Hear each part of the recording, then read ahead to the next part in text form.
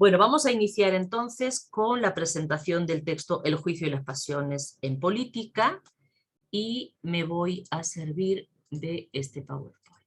Vale, muy bien. Empezamos. Bueno, las ideas que presento tienen como horizonte, como ya les he dicho un poquito en la introducción al seminario, una investigación de largo aliento cuyo objetivo es, como bien digo aquí en la diapositiva, articular una teoría del juicio pertinente no solo para pensar la política, sino fundamentalmente para establecer una ontología y una praxis política fundada en el principio de lo común. Es decir, más allá de pensar que somos capaces de hacer juicios sobre la política, es decir, que somos capaces de discernir acerca de los hechos políticos, a mí me gustaría que esta teoría del juicio pudiera pensarse no solo en términos epistémicos, sino también en términos de una ontología política, ¿de acuerdo? Y esa ontología política para mí, bueno, y es un poco lo que venimos trabajando, como ya he dicho, tiene que estar fundada en el principio de lo común. Bien, en esta tarea y como antecedente, bueno, hemos tenido los seminarios previos donde hemos trabajado cómo la capacidad de juzgar es fundamental para constituir comunidades democráticas con capacidad crítica. Esto puede parecer un perogrullo, porque bueno, pues sí, si la capacidad de juzgar tiene que ver con la capacidad de discernir, pues tiene que ver con la capacidad de criticar y pareciera como que es una obviedad. Pero bueno, a lo largo de los semestres en los que trabajamos la crítica del juicio que se puede extraer de la propuesta arendtiana, nos dimos cuenta cómo no se trata de un perogrullo, sino que hay de fondo una defensa de un tipo de juicios, que son los juicios reflexionantes, y la idea de que estos juicios nos pueden permitir tomar la suficiente distancia crítica del trasfondo cultural, político, social, para, de verdad, con esa distancia crítica, emitir juicios con valor crítico. Bien, esto es algo que ya un poquito hicimos y ese es un poco un antecedente. Y por otro lado, yendo un poco más allá, de lo que se trata ahora, o de lo que se trató sobre todo el semestre pasado, fue demostrar cómo la capacidad de juzgar tiene un carácter constitutivo. Claro, si no apelamos a este carácter constitutivo de la capacidad de juzgar, ¿cómo podríamos pensar en establecer una ontología y una praxis política fundada en el principio de lo común, verdad? Bueno, pues eso fue un poquito lo que estuvimos trabajando los semestres pasados. ¿En qué sentido juzgar es algo más que discernir? Juzgar significa, digamos, poder articular sentidos. Y ese proceso de articular sentidos, nosotros queremos pensarlo en términos de comunalidad, en términos de lo común. ¿De acuerdo? Bien. Entonces, la hipótesis entonces, como ya he dicho anteriormente y repito ahora, que tenemos como horizonte en estos cursos, en estos seminarios, es que si aspiramos a establecer una ontología y una praxis política fundada en el principio político de lo común, que eso es a lo que aspiramos, ¿no? Entonces requerimos tomar en cuenta nuestra capacidad de discernimiento. Bien, hasta aquí es lo que hemos hecho. Sin embargo, como ya dije anteriormente, las participaciones de todos, y yo agradezco muchísimo las participaciones de todos, a mí personalmente me han hecho ver que es importantísimo reconocer el papel que las pasiones desempeñan en el proceso de valorar los cursos de acción y las decisiones a tomar en el espacio público. Entonces, no es posible pensar una teoría del juicio como si fuera solamente centrada en la capacidad de discernir lo correcto de lo incorrecto, o lo justo de lo injusto, en términos de la política, ¿no? Sin establecer hasta qué punto las pasiones juegan ahí un papel fundamental. ¿De acuerdo? Bien, y eso es precisamente lo que quiero mostrar ahora, ¿no? Entonces, como ya les había dicho anteriormente, la idea de un principio de lo común la retomamos del texto común, Ensayo sobre la Revolución del siglo XXI, que publicaron Laval y Dardot allá por el año 2015, donde ellos afirman lo siguiente, que lo común es una actividad de deliberación con la que los hombres y mujeres se esfuerzan por determinar juntos lo justo.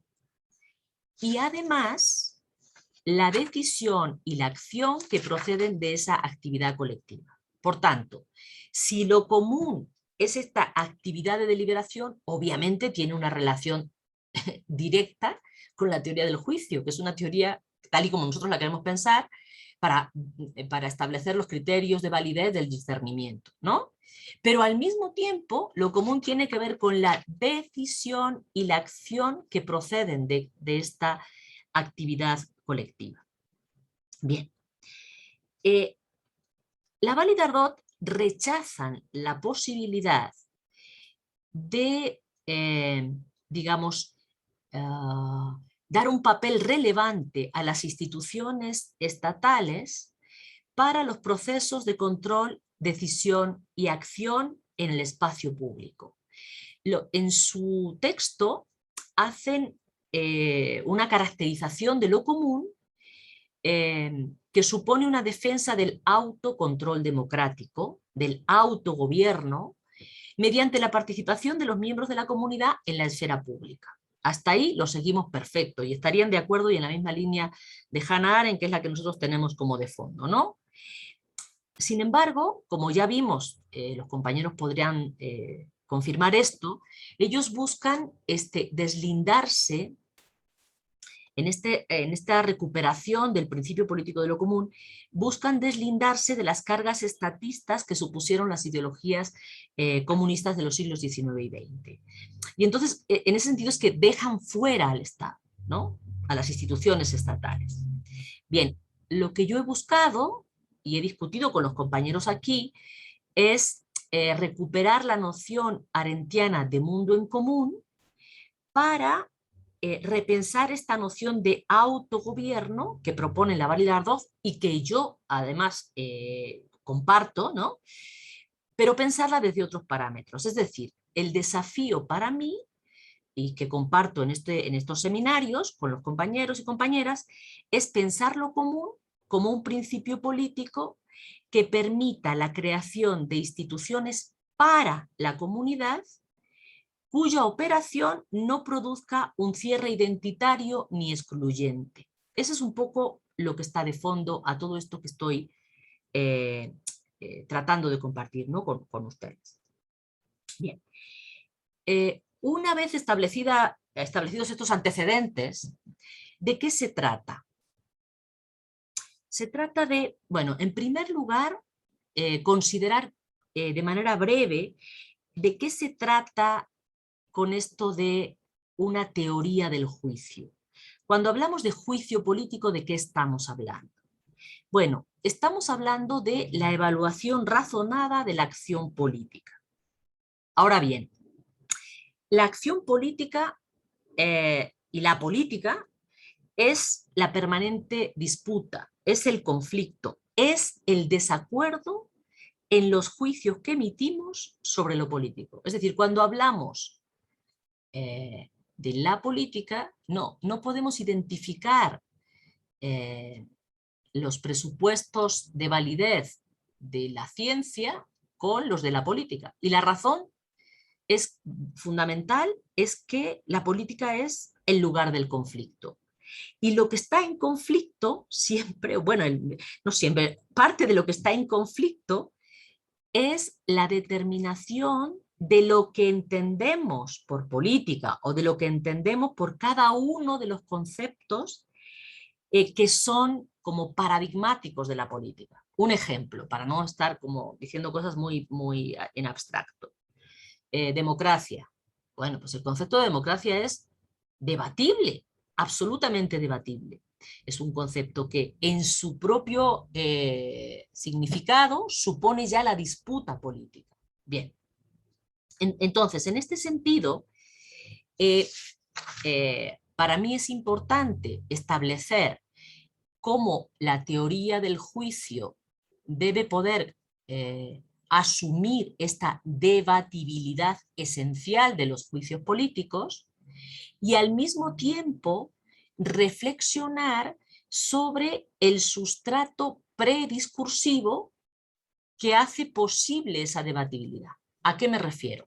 Me refiero a que, bueno, podemos discutir sobre si eso que fulanito, o que tal partido político, o que tal colega llama democracia es verdadera democracia o no. Podemos discutir acerca de la pertinencia de considerar democracia a la democracia representativa, o a la democracia elitista, o a la democracia participativa, o a la democracia radical. Bueno, pero en todos esos casos hay un sustrato común que nos permite saber que estamos hablando de lo mismo. Hay una serie de significados y de prácticas prediscursivas que están de fondo para que sea posible emitir un juicio sobre un asunto político, en este caso sobre la democracia, ¿vale? No sé si me van siguiendo. Bueno, pues ahí es donde entran las emociones. Ahí, en ese sustrato prediscursivo, es donde entran las emociones. Digamos, como algunos de las compañeras han dicho ahora, ¿no? Y el compañero Jaed, no me acuerdo cómo se llama bien, ¿en qué sentido las pasiones y las emociones, digamos, determinan o condicionan la deliberación en política?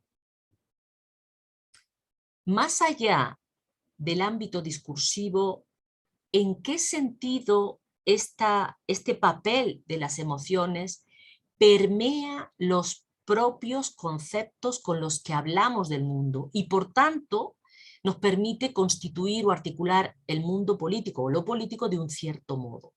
No sé si me estoy explicando. Bien. Lo que voy a hacer entonces justamente es tratar de considerar los criterios que nos permiten determinar la validez de los juicios políticos. Unos juicios políticos que, como acabo de decir, son, por un lado, debatibles, esencialmente debatibles, y por otro lado, son comunicables. Entonces, si son comunicables es porque debe haber algún sustrato común que nos permite entendernos, ¿vale? Bueno, por otro lado, lo que voy a hacer es establecer el vínculo entre las emociones y los conceptos, porque las emociones no son algo ajeno a los conceptos.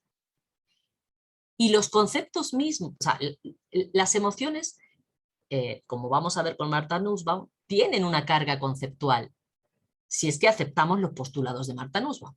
Y por otro lado, los conceptos que sentimos como tan asépticos también están cargados emotivamente, en particular los conceptos políticos, ¿no? Entonces, mostrar ese vínculo entre las emociones y los conceptos es lo que nos va a permitir, digamos, demostrar o señalar la relevancia de las emociones y las pasiones en el ámbito de la acción política. Bien, todavía nos va a quedar una tarea más que espero hacer en este tiempo, ¿no? Que es la siguiente. Si aceptamos que los juicios políticos están cargados, atravesados por conceptos que son a su vez atravesados por las emociones, si aceptamos esto, entonces pareciera que estos juicios políticos carecerían de un carácter normativo, es decir, carecerían de validez suficiente como para guiar la acción. Porque, bueno, entonces las pasiones son las que guían la acción y entonces no los juicios, el discernimiento queda a un lado. Bueno, pues eso es un poco lo que me interesa mostrar ahora. Voy a tratar de ir un poquito rápido en lo que tiene que ver con los juicios, pero no tanto como para que los compañeros y compañeras nuevos no entiendan a qué me estoy refiriendo. Hemos visto a lo largo de los seminarios anteriores, bueno, ¿qué es eso de la facultad de juzgar? La facultad de juzgar, si recuperamos la tradición kantiana, es aquella que subsume los fenómenos particulares en conceptos o reglas universales. Este ejercicio de la facultad de juzgar permite establecer juicios determinantes. Por ejemplo, si yo digo, pues este celular, ¿no?, es rectangular. Bien, ahí lo que estoy haciendo es, a partir de un concepto, el concepto de lo rectangular, aplicarlo a un objeto particular y emitir un juicio. Puede ser que me equivoque o no al hacer el juicio, pero hay una determinabilidad dada por el concepto de lo rectangular, ¿vale? Bien, estos juicios no sirven para la política. No me puedo extender ahora en esto, pero lo podemos discutir después en el turno de preguntas y de comentarios. Hemos visto en los seminarios anteriores que hay otro tipo de juicios, que son los juicios reflexionantes, que tienen un carácter particular, tienen una especificidad que les hace pertinentes para la política. En los juicios reflexionantes no contamos con un concepto o regla universal que nos permita subsumir un particular, sino que lo que contamos es con un particular y lo que buscamos es una regla o principio. En el texto que les mandé tienen ahí un ejemplo, ¿no? Tienen el ejemplo de un juicio tal como Eichmann es un caso ejemplar de banalidad del mal. Fíjense que, como sabemos, ¿no?, Arendt acuñó el concepto banalidad del mal tras observar a un sujeto particular, Adolf Eichmann, que estaba siendo juzgado en 1961 por el Estado de Israel, ¿no?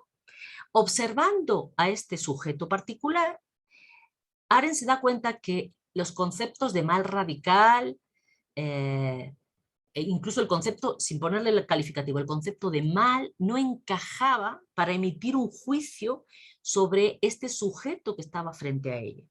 De manera que, observando a este sujeto, es que ella genera un nuevo concepto que es el de banalidad del mal. En este caso, si nos damos cuenta, Arendt está emitiendo un juicio que no es exactamente un juicio subjetivo. No es como cuando uno va a comerse un pastel y dice, uy, qué rico me está este pastel, ¿no? Parece que ella está buscando que este juicio que está emitido desde una particularidad, ¿no?, y desde una observación subjetiva suya, ella está esperando que sea recibido, digamos que sea asentido, para decirlo correctamente, que sea aceptado de manera general. Es decir, que cuando ella afirma Eichmann es un ejemplo de banalidad del mal, lo que está esperando es que todo aquel que observe a Eichmann acepte con ella la validez de este juicio. Bien, ¿cómo es posible esto? ¿Cómo es posible que alguien emita un juicio particular con el afán de obtener asentimiento general? Bueno, esto es posible por dos cosas. Esto es posible, nos dice Arendt en sus textos sobre la crítica del juicio de Kant, gracias a dos recursos, la ejemplaridad y el sensus communis. ¿En qué consiste esto de la ejemplaridad? Veamos. Un ejemplo es un particular contingente, es el caso de Eichmann, ¿no? Sin embargo, este particular contingente puede ser convertido, gracias a la comunicación, en una muletilla, una especie de apoyo para pensar en términos generales un fenómeno, ¿no? Entonces, la cuestión es que cuando Arendt habla de la banalidad del mal que supone Eichmann, está tratando de revelar una generalidad como si la validez de esa afirmación sobre Eichmann se refiriese a una validez universal. Bueno, ¿qué quiere decir esto? Que este sujeto, Eichmann, sirve como un ejemplo para pensar un concepto, que es el concepto de banalidad del mal, que apenas se está gestando, ¿de acuerdo? Pero que acabamos aceptando de manera general. A ver, como no les veo, no puedo saber si me están entendiendo bien. Si yo me estoy explicando bien. Actualmente han podido ustedes leer en la prensa numerosas alusiones al concepto banalidad del mal. Muchas de ellas no siempre acertadas, pero bueno. Por ejemplo, se ha llegado a decir que Trump es un ejemplo de banalidad del mal. ¿Por qué ya ahora el concepto de banalidad del mal empezamos a usarlo como un concepto que se aplica a particulares, ¿de acuerdo? Entonces, de un juicio reflexionante que hizo Arendt en el año 61 sobre un sujeto particular, hemos hecho todos, gracias a la comunicación y a la aceptación general del concepto, de ese hemos hecho un juicio con una validez no universal y necesaria, pero sí de asentimiento general, ¿vale? Bien. ¿Por qué todo esto que estamos contando es importante? O sea, ¿por qué es...? Maite, perdón, una preguntota. Sí, Para un juicio reflexionante nunca se convierte en uno determinante. no. Ok. Es verdad que justo como lo acabo de exponer, pareciera como que ahora ya escuchar algo así como Eichmann es un ejemplo de banalidad del mal, es como si ya tuviéramos el concepto de banalidad del mal y entonces lo vamos aplicando, ¿no? No, lo que sí es cierto es que Arendt generó un concepto y que ahora ya ese concepto tiene un cierto uso, digamos. No es un uso equiparable al de rectángulo, pero, digamos, hay una analogía entre el uso que hacemos de otros conceptos y el de este concepto que ha servido para poder reflexionar sobre el mal, ¿no? En el caso concreto de Eichmann. ¿Los demás siguen esto? ¿No hay ningún problema con lo que estoy como mencionando? ¿Se entiende? Por favor, Sí. párenme si no fuera el caso. Bueno, ok. Bien. A ver, voy a poner esto acá porque si no, no veo. Va, bueno. Bien, para que esto se dé, para que esta validez de los juicios reflexionantes sea operativa en términos políticos, Arendt sugiere que hay dos facultades o dos operaciones mentales fundamentales, que son la imaginación y la reflexión. ¿Por qué?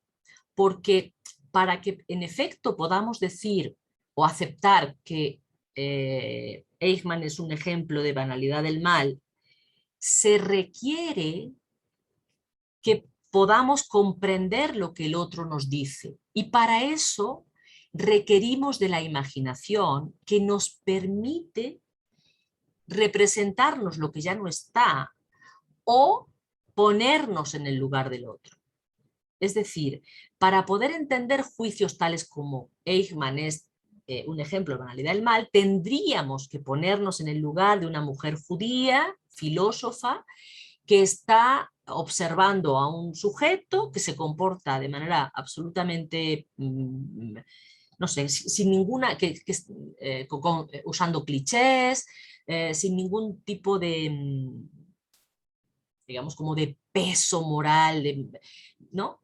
Y que, sin embargo, fue capaz de cometer las mayores atrocidades. Entonces, para poder comprender el concepto mismo de banalidad del mal y para poder aceptar la validez de ese juicio, requerimos de la imaginación, ¿de acuerdo? Porque juicios tales como ese no son equiparables a un juicio tal como 2 más 2 son 4, o a un juicio tal como el cuadrado tiene 4 lados, ¿vale? El cuadrado tiene 4 lados, es un juicio determinante, universal y necesariamente verdadero, donde no hay problema con la imparcialidad, ¿vale?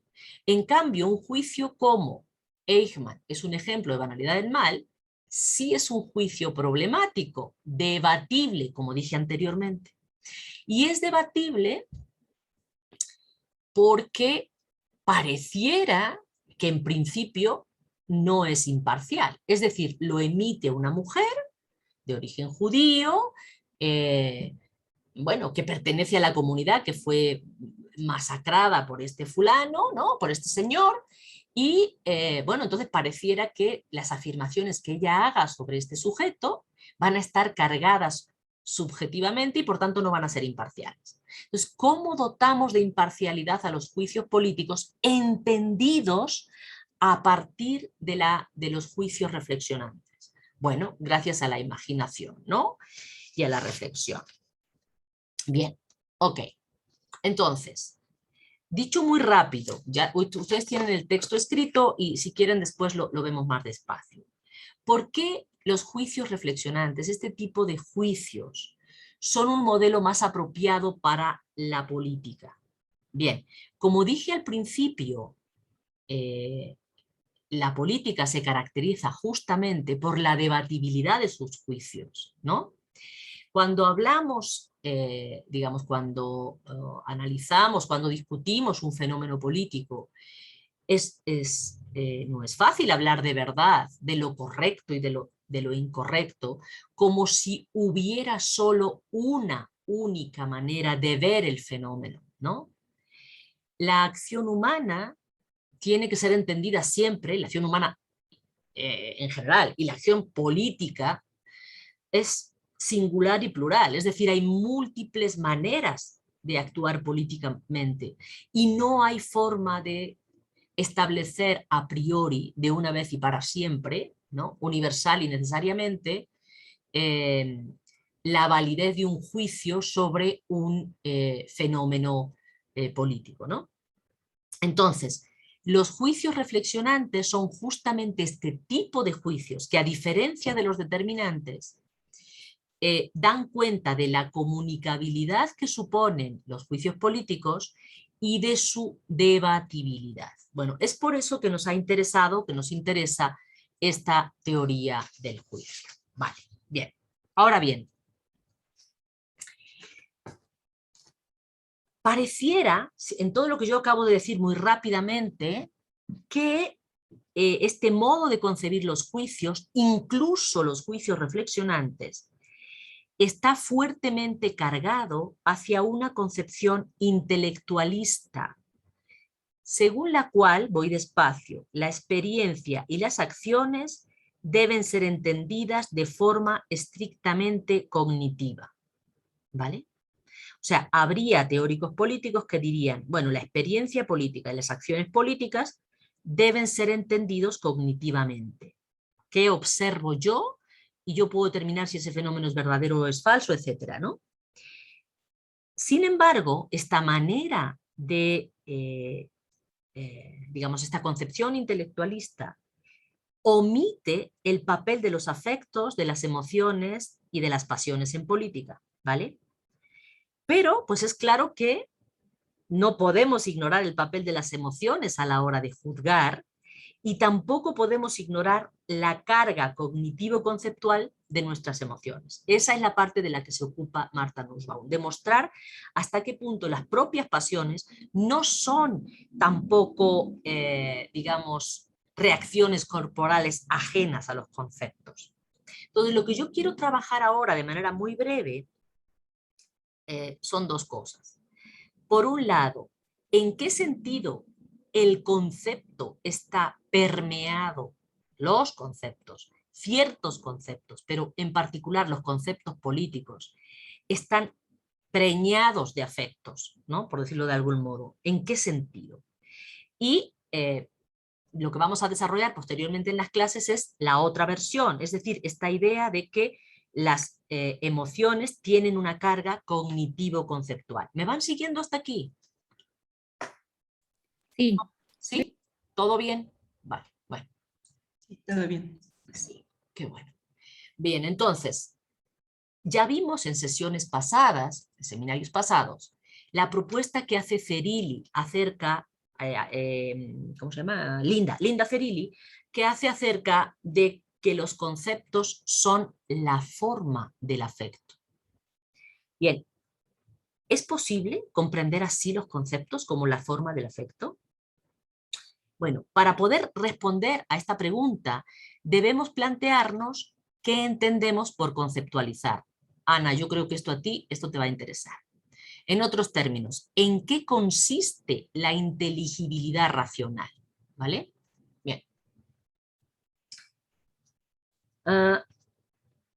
Yo voy a partir aquí, podemos discutirlo después si ustedes quieren, de la premisa de que los afectos no son disposiciones corporales autónomas respecto del intelecto e irreductibles al concepto.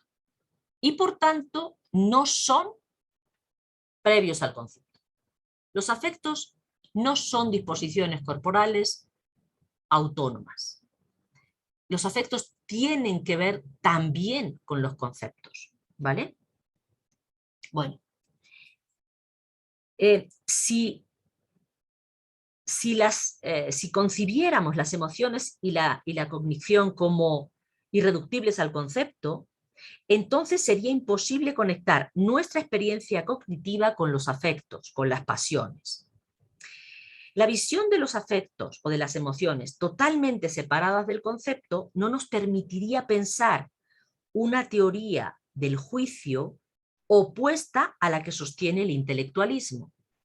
Es decir, dijimos al principio, un intelectualista lo que dice es que hay que pensar las acciones, hay que analizar las acciones políticas y la experiencia política de manera estrictamente cognitiva. Bueno, pues eso, digamos, mi posición es rechazar esa concepción intelectualista. Pero tampoco asumo la teoría de los afectos, que lo que hace es decir lo mismo, pero desde el otro punto de vista, como bien nos enseñó Linda Celili en el texto que leímos el semestre pasado, ¿no? También los teóricos de la teoría de los afectos lo que dicen es, en efecto, los afectos son un asunto corporal ajeno a los conceptos. Entonces, tanto los intelectualistas como los teóricos de los afectos separan radicalmente el afecto o la pasión y la emoción del concepto, ¿vale? Y lo que yo quiero hacer aquí es establecer un puente entre ambos, ¿no? Entonces, la idea es entender la racionalidad, la inteligibilidad racional, es decir, la conceptualización. Para el caso de los juicios reflexionantes, que son las que a nosotros nos interesan, hay otros modos de conceptualizar para otras cosas, en matemáticas, en física, ok, pero nosotros estamos en filosofía política, estamos en política, pues no en filosofía política, en política. Entonces, para el caso de los juicios reflexionantes políticos, la conceptualización debe ser entendida como el acuerdo al que idealmente llegamos sobre los patrones que usamos para aceptar un juicio como válido. ¿Vale? Es decir, en algún sentido, cuando afirmamos Eichmann es un ejemplo de banalidad del mal, lo que estamos haciendo es idealmente suponer un acuerdo de todos aquellos que tienen sentido de lo humano, por decir, sentido del bien y del mal, de lo correcto y de lo incorrecto, para aceptar ese juicio como válido, ¿vale? Entonces, este tipo de juicios no pueden ser entendidos a partir de un acuerdo que no suponga controversias, ¿no? Nunca va a haber, no se va a dar el caso, y además está bien que así sea, de que alguien no diga, bueno, yo no estoy de acuerdo. Yo creo que Eichmann es un ejemplo de mal radical. De hecho, el libro de Arendt supuso una profundísima polémica cuando se publicó, ¿no? Justo desde el ámbito de los contextos de los judíos, ¿no? Bueno, entonces, vamos a ver, ¿cómo se explica esto? Dijimos que la pregunta que nos preocupaba era, ¿es posible comprender al concepto como la forma del afecto? Ok, entonces vamos a ver cómo podemos entender, cómo podemos responder a esta pregunta acudiendo a la teoría del juicio que un poquito antes expuse de manera muy rápida. En los juicios reflexionantes no se trata de calificar la percepción de un objeto de acuerdo con las propiedades que este objeto tiene en un concepto previo. Es decir, cuando dije yo, el celular es rectangular, yo tengo aquí un objeto Y entonces califico mi percepción, digo, el celular es rectangular, ¿vale? Y entonces al decir esto, lo que estoy haciendo es, tomo el objeto, hay una serie de conceptos previos, el concepto de rectángulo, y lo aplico para valorar o para caracterizar este objeto. Si yo hago esto, alguien puede decirme, no, estás equivocada, realmente no es rectangular, más bien es cuadrado. Bueno, entonces ahí podemos discutir sobre la validez de mi juicio a partir del concepto de rectángulo y de cuadrado. Bien, pues esto no pasa en los juicios reflexionantes políticos que nos interesa estudiar. Para poder determinar la validez del juicio, Eichmann es un sujeto, es un ejemplo de banalidad del mal. Lo primero que tiene que ocurrir es que este juicio sea inteligible, sea comunicable racionalmente. ¿Y esto qué quiere decir? Que tenemos que pensarlo, como dije anteriormente, como una especie de acuerdo ideal al que llegaríamos, ¿no? Usando los patrones de juicio que tenemos, ¿vale?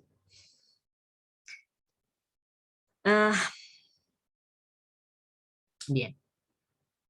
Entonces, lo que estamos diciendo es que la práctica de juzgar, para el caso de los juicios reflexionantes, el intercambio de juicios, en el caso de los juicios políticos, no implica solo las relaciones entre los contenidos de dichos juicios, sino la relación entre las personas. ¿Qué quiere decir esto? Que no se trata de establecer si el concepto banalidad del mal tiene tal o cual contenido, o sea, se define explícitamente y de manera nítida de tal o cual manera, sino más bien apelamos a una especie de consenso o a una especie de acuerdo en la interpretación del juicio. De manera que la validez de dichos juicios tiene que entenderse en función de la dimensión dialógica o social de aquello que se comunica. No se trata tanto de que el concepto banalidad del mal, que por cierto es bastante malito porque banalidad tiene una carga muy pesada y entonces conduce a muchas confusiones, pero no se trata entonces de buscar la definición nítida y prístina de lo que es banalidad del mal, sino de entender que hay ahí una dimensión social y ideológica que se está jugando. ¿Sí me explico? Entonces, en esa dimensión es donde aparece el vínculo entre el concepto y el afecto. Porque lo que ocurre es que hay un sustrato prediscursivo a la hora de decir banalidad del mal que permite que esa expresión, que ese juicio acerca de Eichmann sea considerado válido o no. ¿Por qué hubo una gran polémica con relación a el juicio, el texto de Arendt sobre Eichmann en Jerusalén? Justamente porque lo que se estaba poniendo en juego eran emociones. Entonces, para la comunidad judía, hablar de banalidad del mal suponía negar, como para, digamos, entender el juicio como la negación de una importante, no agresión, digamos, como un mal fortísimo hecho a la comunidad judía, ¿de acuerdo? Entonces, lo que está aquí en juego es cómo la emoción entra en el concepto. De manera que a través del juicio, el concepto banalidad del mal comunica el afecto, la emoción o la pasión. De manera que, en efecto, el juicio es la forma del afecto, en algún sentido. Es decir, estaríamos aquí dando, digamos, la razón a Linda Ferilli, ¿no? Bueno, no sé si hasta aquí hay alguna duda. Abundando un poquito más en esto, lo importante es notar que la facultad de discernimiento, la facultad de juicio, se desarrolla dentro de un espacio público en el cual la persona que juzga, que delibera, que debate, polemiza con los demás participantes de la comunidad política. El juicio político no puede ejercerse en solitario. Requiere de la comunicabilidad, requiere del acuerdo y requiere del reconocimiento general que suponen o presuponen un sustrato común. Bien, en dicho intercambio comunicativo juega un papel fundamental la capacidad de ponerse en el lugar del otro, es decir, de representarse al otro. Por eso podemos decir que el juicio reflexionante político, en tanto modo de pensar representativo, únicamente tiene sentido en el espacio público donde su validez depende de la capacidad de comunicar los afectos que hace explícitos, a los que da forma a través de los conceptos. ¿Sí me explico? También Arendt, en algún sentido, estaba haciendo explícito un desafecto, no un afecto, sino un desafecto. Lo que estaba diciendo es, me asquea este tipo, que ni siquiera tiene motivación para hacer lo que hizo, ni siquiera es malo radicalmente, simplemente es banal, ¿no? Entonces, ella estaba comunicando un afecto también ahí. La manera en que esa comunicación del afecto fue recibida es lo que permite o no que se acepte como válido o no. ¿Bien? Bien. Ya casi termino. Ya llevo mucho rato, ¿verdad? Perdón. Dijimos al principio que nos interesaba, o dije al principio que me interesaba la implicación, las implicaciones que supone concebir las relaciones entre los conceptos y las emociones para una teoría del juicio. Es importantísimo porque, como dije, ¿qué valor podría tener si aceptamos, si alguien que me esté escuchando, si vosotros, todos los que me estáis escuchando, aceptáis lo que acabo de decir acerca del juicio reflexionante político, que en ese juicio hay una forma de comunicar los afectos?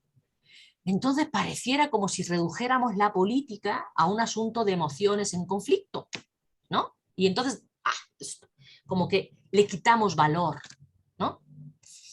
Y parece que quitamos valor a los juicios políticos, valor normativo a los juicios políticos, ¿no?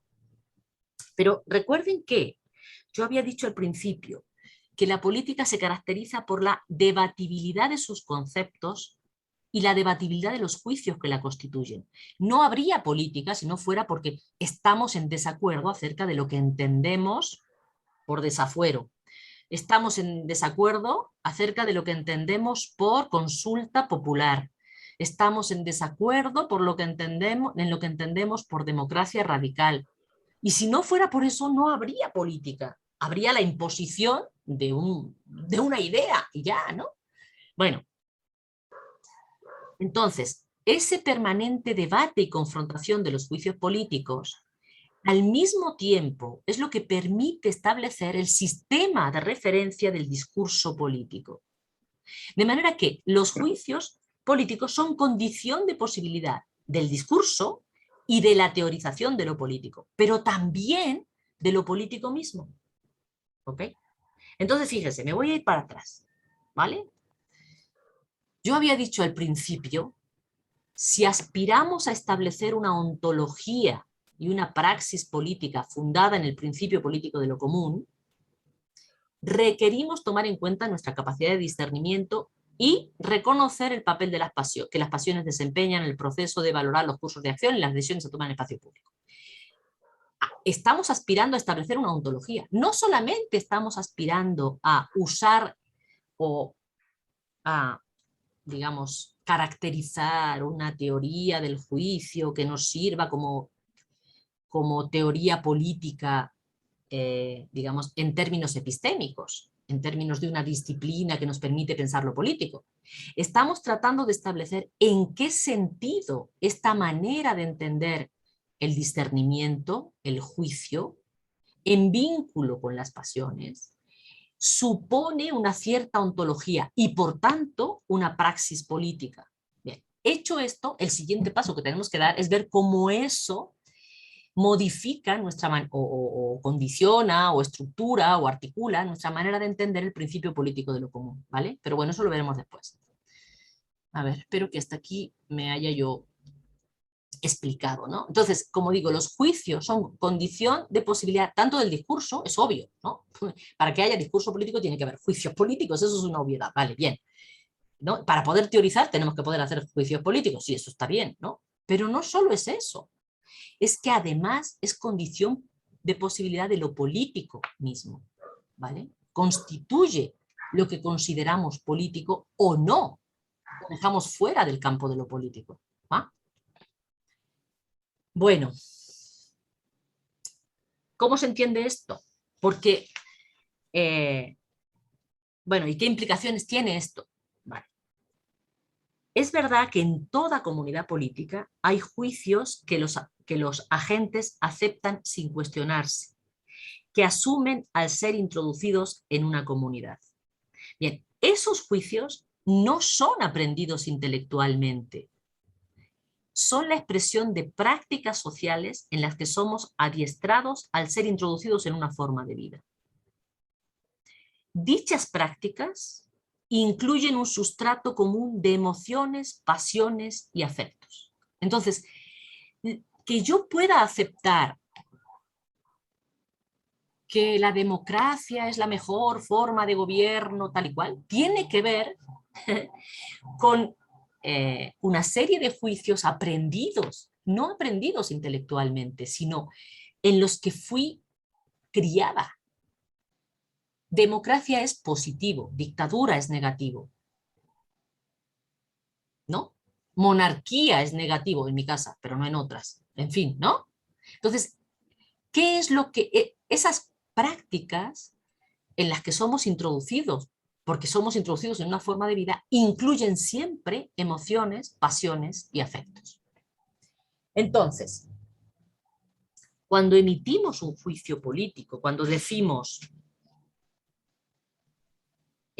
Trump es un nuevo ejemplo de banalidad del mal, lo que estamos haciendo es enjuiciar, por supuesto, pero al enjuiciar estamos dando sentido.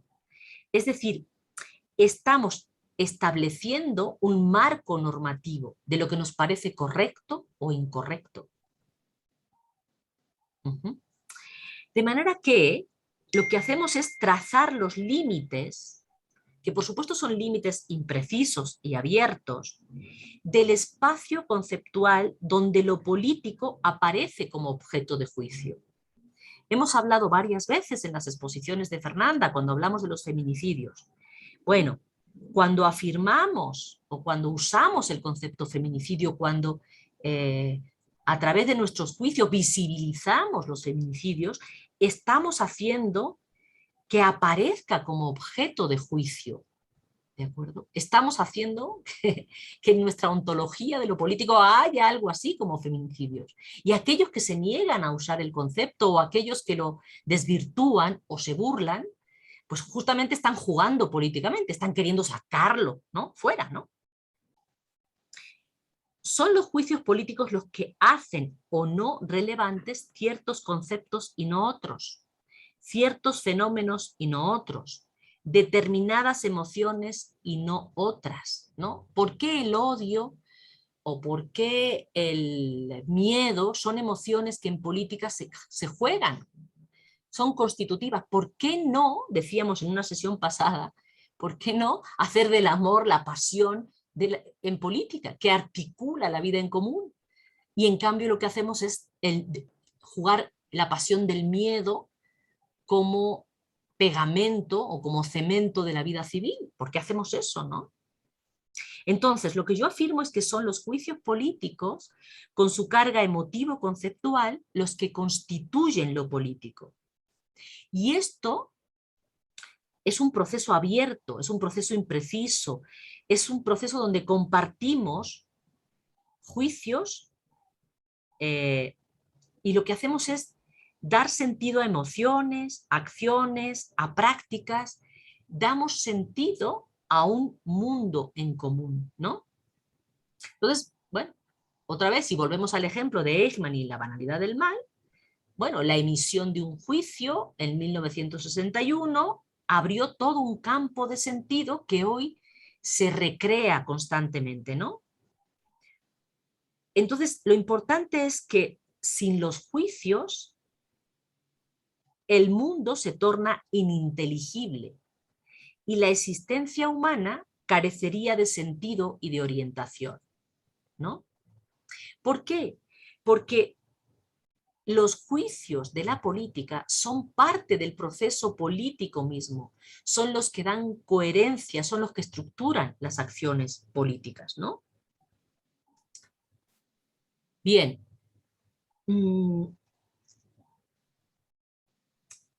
Podemos entonces afirmar que lo político es el ámbito de las acciones políticas comúnmente realizadas y articuladas emotivo-conceptualmente. Ahí es donde yo quiero poner el énfasis, ¿no?